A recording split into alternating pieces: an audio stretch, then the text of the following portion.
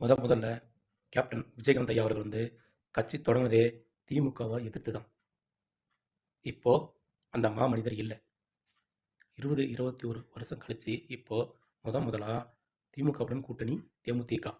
Okay, நீங்கள் எங்கே வேணாலும் கூட்டணி வச்சுக்கலாம். ஆனால் ஐயா விஜயகாந்த் ஐயா அவர்கள் வந்து கேப்டன் ஐயா அவர்கள் வந்து அந்த இடமே போகக்கூடாது.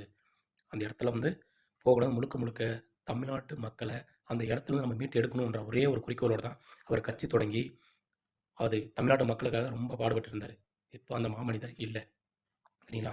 இன்னொரு விஷயம் என்னென்னா, அதே இடத்துல தான் கேப்டன் விஜயகாந்த் ஐயா அவர்களை மேடை போட்டு தரக்குறைவாக பேசின இடமும் தான். எந்த கப்பலுக்கு இவர் கேப்டன், இந்நேரம் போதையில் இருக்கிறவர் கேப்டன் கிடையாதுன்னு சொல்லி அசிங்கமாக தரக்குறைவாக பேசின இடம் அதே தான். அதே அந்நியார் அவர்களையும் அதே இடத்துல வாடி போடின்னு தரக்குறைவாக பேசின இடமும் அதே தான். அந்த இடத்துல நீங்கள் இப்போது இருக்கிறது கூட்டணி இருக்குது. எனக்கு என்னன்னு ஒன்றும் புரியலை.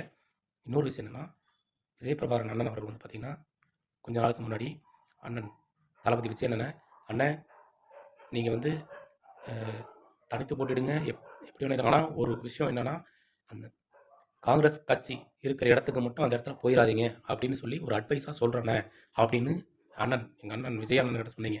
ஆனால் இப்போது நீங்கள் எந்த இடத்துல இருக்கிறீங்க அப்படின்றது நீங்கள்